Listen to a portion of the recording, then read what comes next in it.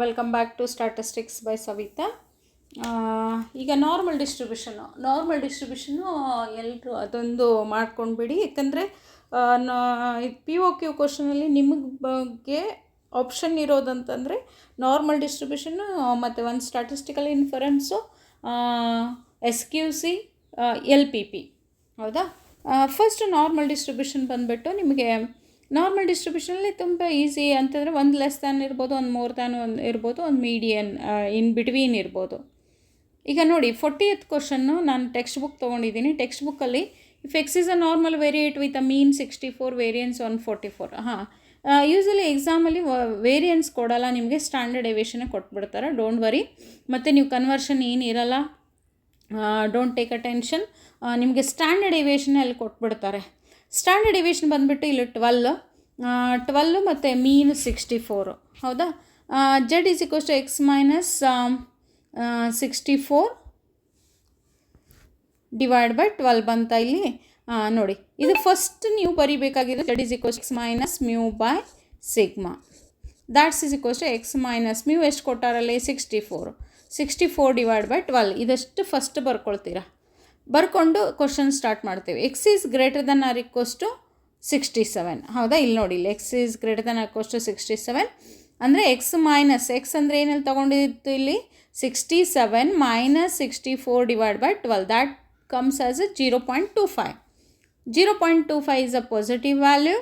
Okay, it is a more than or equal to type. That's why more than ಅಂದಾಗ this side. Okay, that side, right side.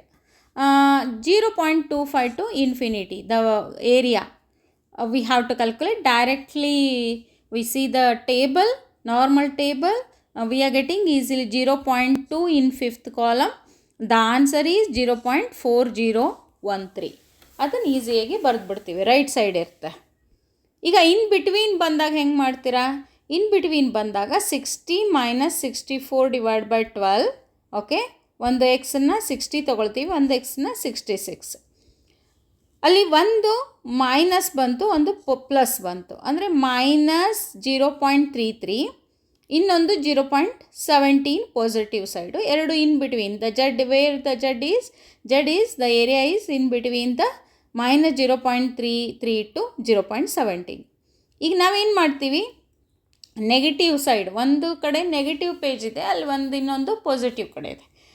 Minus 0.3 in third column ನೋಡಿದಾಗ ಅಲ್ಲಿ up to infinity ಅಂದಾಗ 0.6293, minus 0.1 ಇನ್ seventh column ತೊಗೊಳ್ತೀವಿ.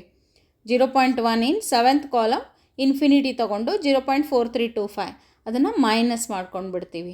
Minus ಮಾಡಿದಾಗ ನಮಗೆ ಅಲ್ಲಿ ಬರೋದು answer in ಬಿಟ್ವೀನದ್ದು Z value answer. Next less than ಅಂದಾಗ 62 ಅಂತಿದೆ. 62 minus 64 divide by 12, that is a minus ಬಂತಲ್ಲೇ. ಮತ್ತು ಮೈನಸ್ 0.1 ಇನ್ 7. ನೋಡಿ, ಇದು ಲೆಸ್ ದ್ಯಾನ್ ಅಂತಿರೋದ್ರಿಂದ ಈ ಸೈಡ್ ಬಂತು, less than side. Less than ಬಂದಾಗ ನೀವೇನು ಮಾಡ್ತೀರಿ, ದ ಹೋಲ್ ಏರಿಯಾ ತೊಗೊಳ್ತೀವಿ. The whole area less than ಇದ್ದಾಗ ಮಾತ್ರ ಯಾವಾಗಲೂ ನಾವು 1 ಮೈನಸ್ ಮಾಡಬೇಕು. 1 ತೊಗೊಂಡ್ಬಿಟ್ಟು ಮೈನಸ್ ಆಫ್ ಅಲ್ಲಿ ನೆಗೆಟಿವ್ದಿಂದ ತೊಗೊಳ್ತೀವಿ.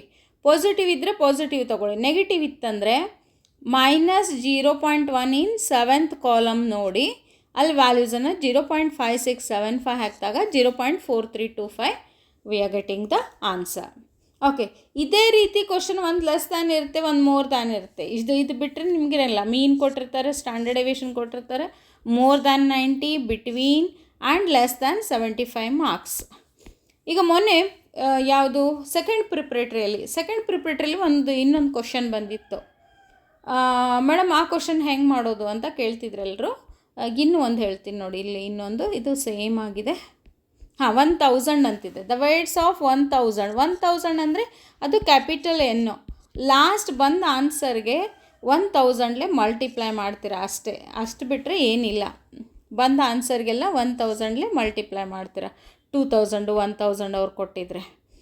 ಈಗ ಸೆಕೆಂಡ್ ಪ್ರಿಪ್ರೇಟ್ರಿಯಲ್ಲಿ ಏನೋ ಹೊಸ್ತು ಕ್ವಶನ್ ಕೊಟ್ಬಿಟ್ರು, ನಮ್ಗೆ ಅದು ಗೊತ್ತೇ ಇಲ್ಲ ಅಂತ ಅಂದ್ಕೊಂಡ್ರಿ. ಬಟ್ ಅದು ಟೆಕ್ಸ್ಟ್ ಬುಕ್ಕಲ್ಲಿ ಇರೋ ಕ್ವಶನ್ನೇ ನೋಡಿ.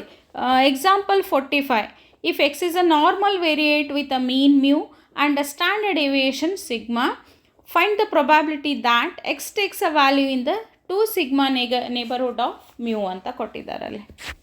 ಮೀನು mu, standard deviation sigma.